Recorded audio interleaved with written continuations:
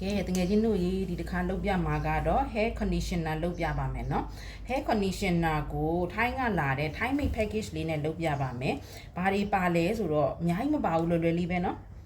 ဒီမှာ Dehydex wax ရယ် Dehyquat AC လို့ခေါ်တဲ့အရည်လေးရယ်ဒီနှစ်မျိုးပဲပါတယ်เนาะဒီနှစ်မျိုးရယ်ရေ1လီတာလေးရယ်ကိုမိဖို့လေးနဲ့1လီတာဆန့်နဲ့အိုးလေးနဲ့ဒါပဲလွယ်လွယ်လေးပဲပြီးတော့မှ preservative ထည့်မယ်အနံ့ထည့်မယ် fragrance wine လို့ခေါ်တဲ့အနံ့ထည့်မယ်ဒါလေးပဲကျန်တာဘာမှမပါဘူးလွယ်လွယ်လေးပဲเนาะအဲ့ဒါလေးကိုလုပ်ပြပါမယ်ဒီ Dehydex wax ဆိုတာကလေသူက cetrimonium chloride เนาะသူ့ရဲ့နာမည်က cetrimonium chloride cetyl alcohol လို့လည်းခေါ်တယ်ဒီဟာလေးရဲ့ night နောက်ပြီးတော့ဒီဟာကဒါလေးကDehyquat AC လို့ခေါ်တဲ့အရည်လေးသပင်ပြော့စည်းလေးပဲเนาะ conditioner လေးပဲအဲ့နှစ်ခုနဲ့လုပ်ပြပါမယ်ရေကရေတန့်လေး1လီတာသုံးထားပါတယ်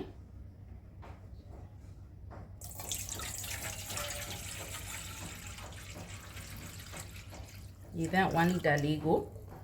ပူပေးမယ်ပြီးတော့ဒီ Dehydex wax လေးကိုထည့်မယ်ပြီးရင် Dehyquat လေးကိုထည့်မယ်ဒါလေးကိုအပူပေးမယ်အပူပေးပြီးရင်စူပွက်ပြီးဆိုသူတို့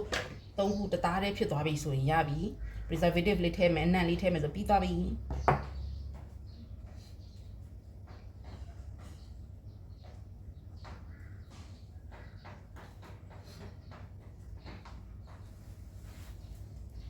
Dehydex wax ဆိုတာကသူ့နာမည်ကအများကြီးရှိရနော်cetyl alcohol လို့လည်းခေါ်တယ် cetrimonium chloride လို့လည်းခေါ်တယ် glyceride stearate လို့လည်းခေါ်တယ်တဲ့သူကတဲ့ combination of emulsifier နဲ့ fatty alcohol နဲ့ပေါင်းထားတဲ့ပေါင်းခြင်းဖြစ်တယ်တဲ့သူကရေမှာလည်းပျော်ဝင်တယ် alcohol မှာလည်းပျော်ဝင်တယ် isopropyl alcohol မှာလည်းပျော်ဝင်တယ်တဲ့နောက်ပြီးတော့ဒီ Dehyquat လေးကတော့ခုနထည့်လိုက်တဲ့အရည်လေးပေါ့နော် Dehyquat လေးကတော့သူ့ရဲ့နာမည်က formaldehyde လို့ခေါ်တယ်တဲ့သူ့ကိုဘယ်မှာသုံးလဲဆိုတော့ hair lotion တွေ hair treatment တွေမှာသုံးတယ်တဲ့ hair serum တွေမှာလည်းသူ့ကိုသုံးတယ်တဲ့သူကတဲ့သပင်ကိုပျော့စီတယ်တဲ့ရှမ်ပူတွေမှာလည်းထည့်လို့ရတယ်နော်သူဒီနှစ်ခုရဲ့ formula ကိုရှမ်ပူထဲမှာထည့်ပြီးတော့မှဖြော်လို့ရတယ်နော်အဲ့ဒါဆိုရင် conditioner ပါတဲ့ရှမ်ပူဖြစ်တယ်ကျမအရင်တုန်းကလုပ်တဲ့ရှမ်ပူတွေက conditioner မပါဘူးရှမ်ပူ only ဖြစ်တယ်ဒီအရည်ကို conditioner ရှမ်ပူထဲမှာထည့်လိုက်လို့ရှိရင် conditioner ဖြစ်ပြီးသားအရည်တွေကိုရှမ်ပူထဲမှာထည့်လိုက်လို့ရှိရင် conditioner ပါပြီးသားရှမ်ပူကိုရတယ်နော်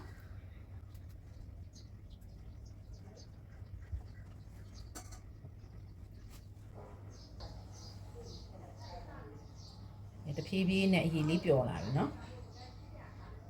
ဟိုရင်နွေးကို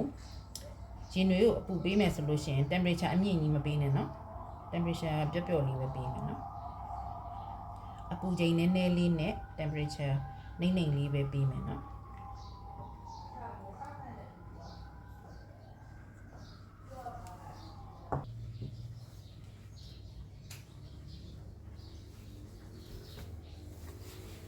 တဖြည်းဖြည်းနဲ့ပြစ်လာပြီเนาะတဖြည်းဖြည်းနဲ့ခုနတုန်းကအခဲလေးကနေပြီးတော့မှအရည်ပျော်ပြီးတော့မှရေထဲမှာပျော်ဝင်လာသူက water soluble ဖြစ်ပါတယ်ရေထဲမှာပျော်ဝင်တဲ့ဓာတ်တစ်မျိုးဖြစ်တယ်เนาะ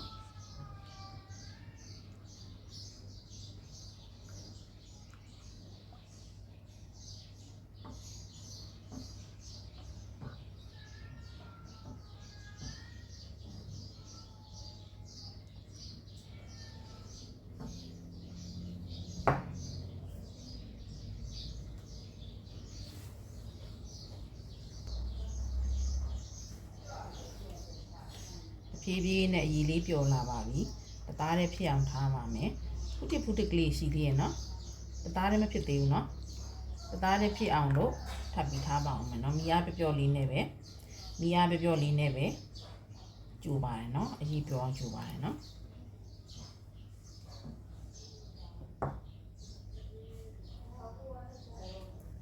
ဒီလိုမျိုး process တွေကိုလုပ်ရင်အားလုံးကလေတန့်ရှင်းနေရမှာเนาะ alcohol နဲ့အကုန်လုံးဖြန်းထားပြီးတော့မှ တန်တန်ရှင်းရှင်းနဲ့ဖုံးနေအမုံနေဘာမှမရှိအောင်ထားရမယ်နော်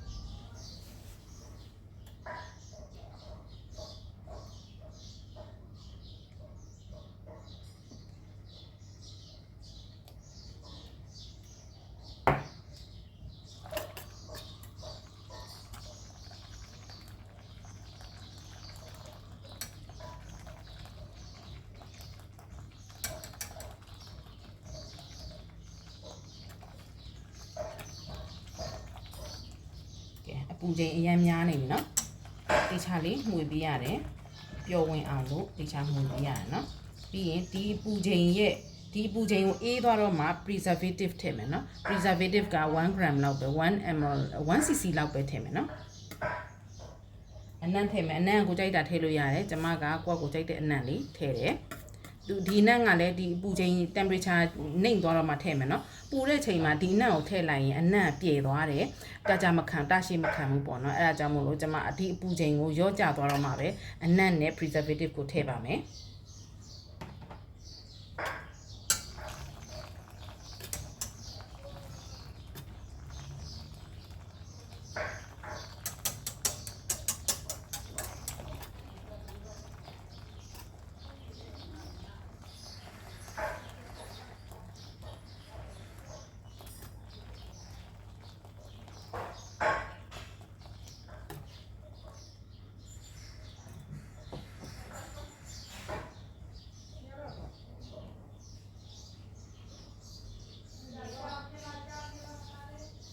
ကဲ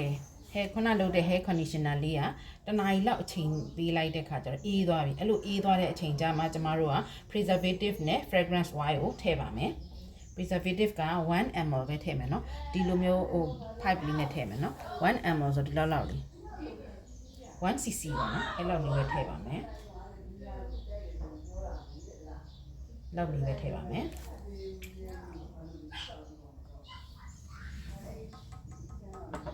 ပြီးရင်အနံ့ထည့်မယ်နော်အနံ့ကကိုယ့်ကိုကြိုက်တာထည့်လို့ရရနော်ကျမကိုယ့်ကိုကြိုက်တာထည့်တာပါ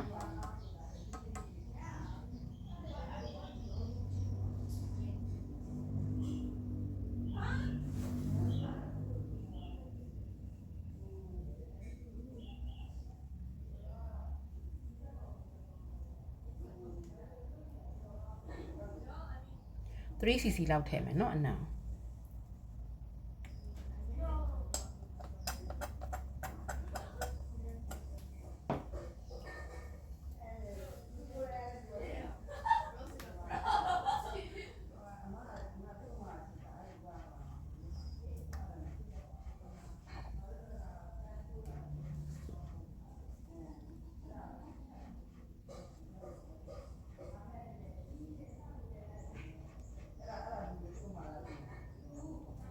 smooth ဖြစ်သွားပြီနော်အားလုံးသားရဲဖြစ်ပြီးတော့ smooth ဖြစ်သွားပါပြီ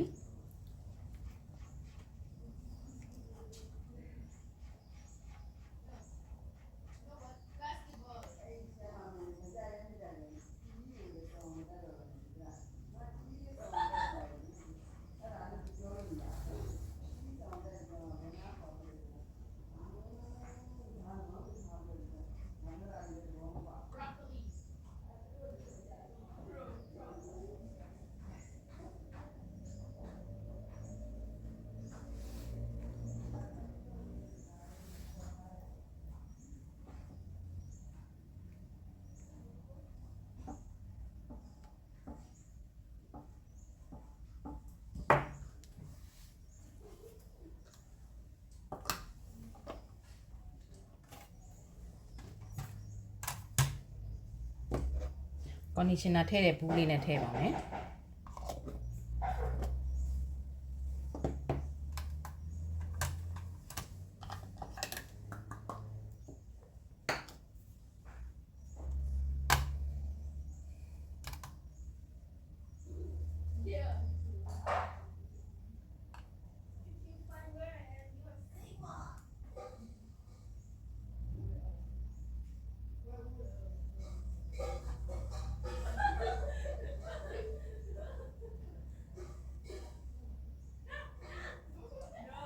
ဒီဘူးလေးကဒီလောက်လောက်လေတိတ်မများဘူးเนาะတိတ်မပြည့်ပြည့်ကြီးမထည့်ဘူးเนาะခက်ရရော့လေးထည့်ရတယ်အဲ့ဒါဆိုရင်150 gram ရှိတယ်เนาะ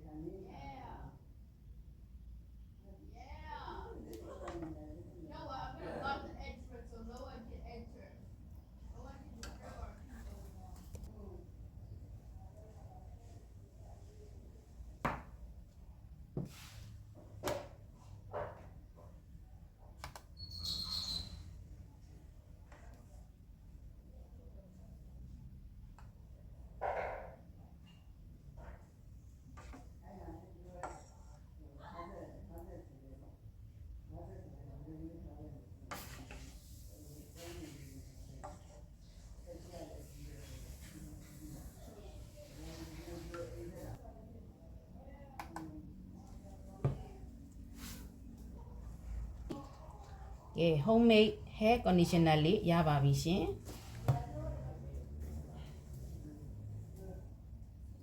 ခုလိုကြည့်ရှုပေးတဲ့အတွက်ကျေးဇူးတင်ပါတယ်ရှင်နောက်လည်းအသားရည်နဲ့ပတ်သက်တာသပင်နဲ့ပတ်သက်တာတွေကိုအမြဲတမ်းတင်ပြပေးသွားမှာဖြစ်တဲ့အတွက်ကြောင့်မို့လို့အမြဲတမ်းစောင့်မျှော်ကြည့်ရှုပေးပါเนาะကျေးဇူးတင်ပါတယ်ရှင် stay tuned